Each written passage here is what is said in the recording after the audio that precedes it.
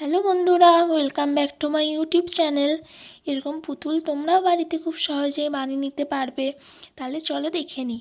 প্রথমেই আমি নিয়েছি ক্লে। সবচেয়ে আগে পুতুলের পা তৈরি করছি। দুটো সমান লম্বা শেপ করে নিয়েছি। এবার আসছি পুতুলের বডিতে। ক্লে নিয়ে হালকা গোল করে তারপর লম্বা শেপ দিচ্ছি। পা আর বডি খুব যত্ন করে জোড়া লাগিয়ে নিচ্ছি। এখন পুতুলটাকে পরিয়ে দেবো জামা। পাতলা করে ক্লে বেলে নিয়ে ড্রেসের মতো করে বডির ওপর বসিয়ে দিচ্ছি। দিয়ে ড্রেসের নিচের দিকটা কাঁচি দিয়ে শেপ করে নিচ্ছি।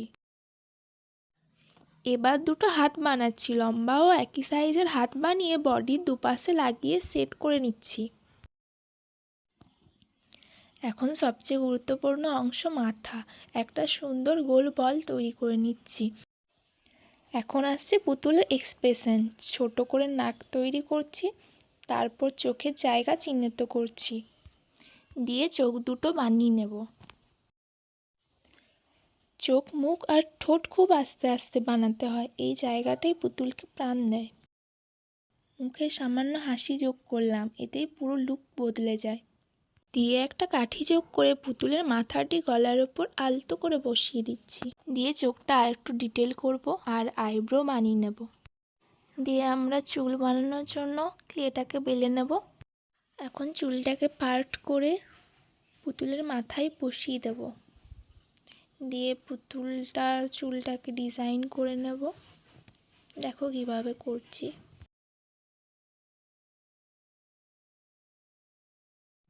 এরকম করে চুলের পার্টগুলো বানিয়ে নেব।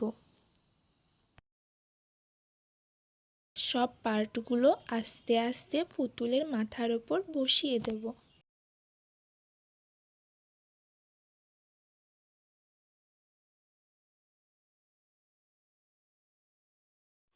চুলের সব পার্টগুলো আস্তে আস্তে বসানো হয়ে গেলে পুতুলের কান বানিয়ে নেব। দিয়ে সেটাকে সেট করে দেব। আবার এরকম একটা বানিয়ে পুতুলের মাথায় বসিয়ে দেব, দিয়ে সেট করে নেব।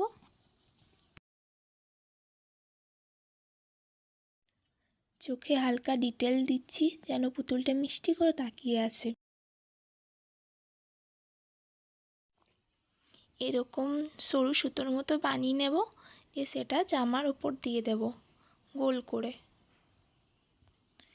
দিয়ে একটা কাঁচি দিয়ে কেটে নেব এক্সট্রা অংশটা, দিয়ে একটু সেট করে নেব।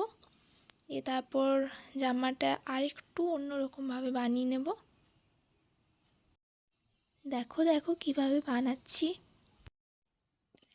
আর দেখো ধীরে ধীরে আমাদের ক্লে পুতুল পুরো তৈরি হয়ে গেল।